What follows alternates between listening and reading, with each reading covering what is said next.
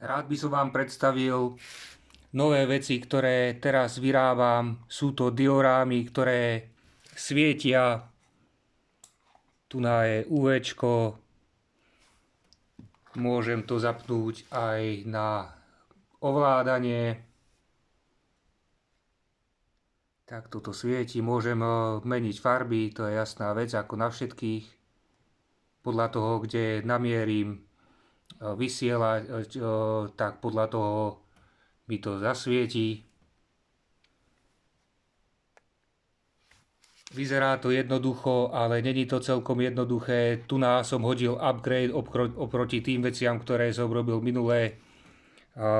Toto je aj powerbanka. Tu mi ukazuje, aký je stav baterky oproti tejto, čo som robil predtým.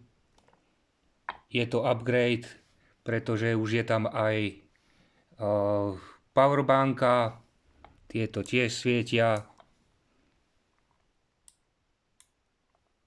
UVčko, jedno, druhé.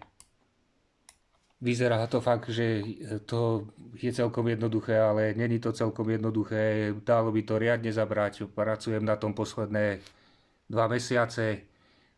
Na ďalších, čo mám pripravené, sa chystám urobiť aj, že to bude Bluetooth reproduktor a bude sa to zalievať nakoniec epoxidom. Ku tomu som sa ešte nedostal, lebo zatiaľ pripravujem v podstate všetko, čo potrebujem ku tomu, aby som to mohol zaliať.